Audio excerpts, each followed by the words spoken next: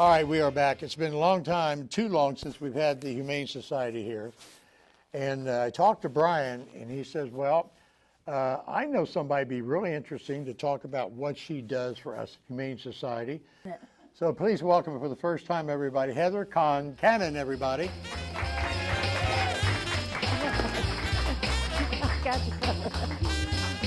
Hi, Heather. Hi. How are you? I'm nice to meet you. I'm well, thank you. So I saw the uniform and I talked to Brian. So first of all, before we get into some of the other details, how did you get involved with the organization of Humane Society? I was in law enforcement previously for quite a while, and I did vet teching for quite a while. And I saw what was happening to animals, and it didn't settle well with me. Oh, none of us. We're all animal lovers And here. right. And so my husband happened to see, he's also in law enforcement, happened to see a position for a humane agent available through the Humane Society. And he's like, you probably should put in for this. And so I put in for it. I'm still out on the street. Well, not like that, though. You know what I mean? Is it?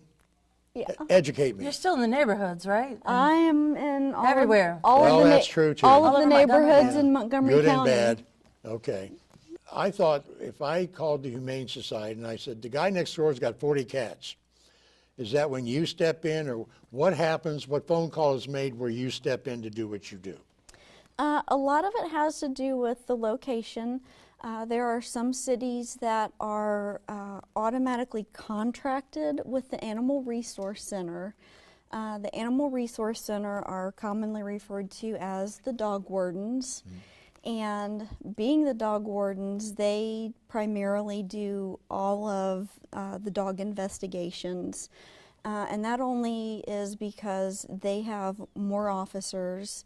I am one. We also have a part-time officer that comes in on the weekends, sometimes in the afternoons, but primarily on the weekends, just so I can have a little bit of downtime and some semblance of a home life.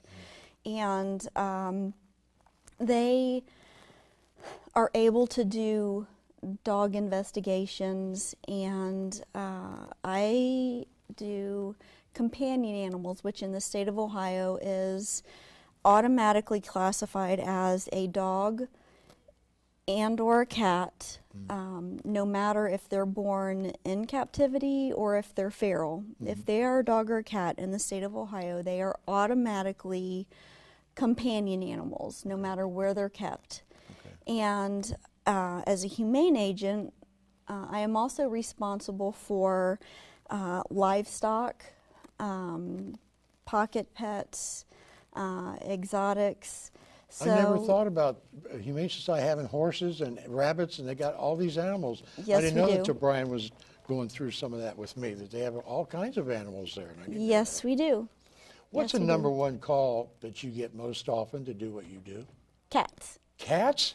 Cats. Cats coming into their Too many? yard. Oh, Feral cats having kittens, feral cats walking on their cars, and unfortunately cats don't have to abide by the same laws and restrictions for the most part as do dogs.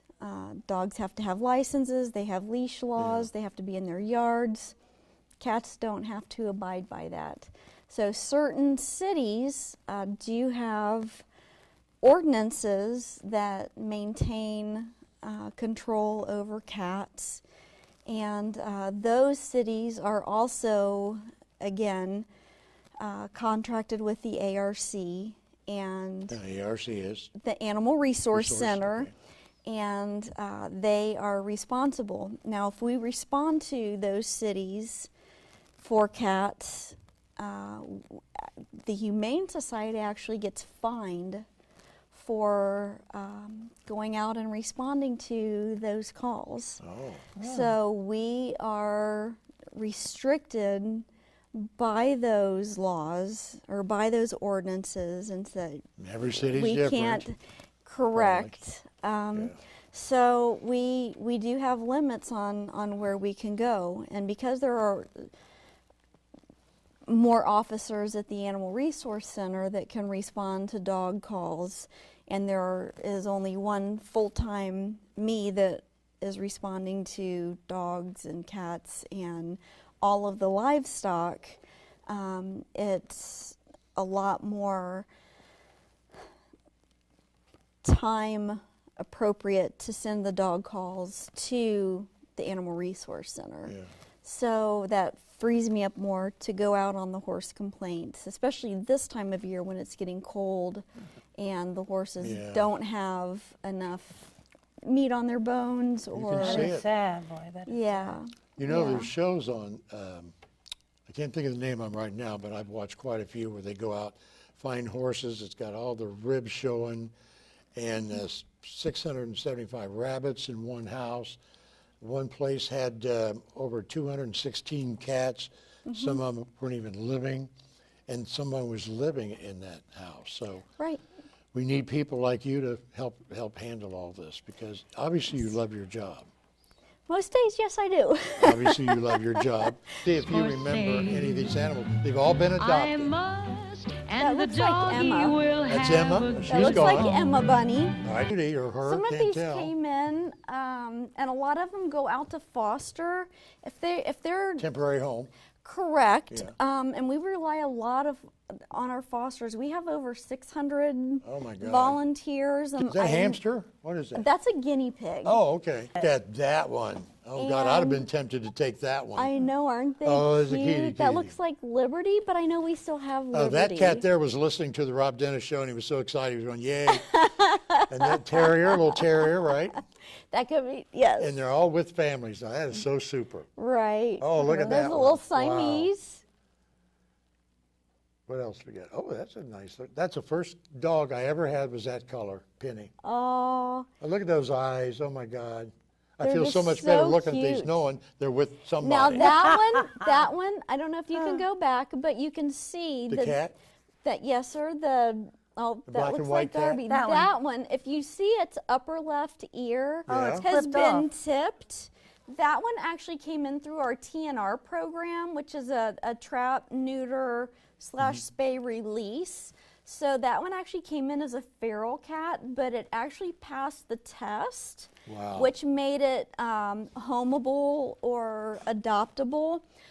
If not, it would have been neutered or spayed, depending obviously on the sex, and re-released. So that's one way that one of our programs, our CCP program, that we help control the pet population by going out trapping and then re-releasing them into the population so that they're not reproducing. Well, that's but super. obviously this one passed its temperament test and was able to be adopted. Beautiful eyes. So yeah, but if you see a cat that has its left ear tipped, Yeah. you know that it's spayed or neutered. Okay. Well, thanks for coming. You enlightened all of us of what it is you do. Absolutely.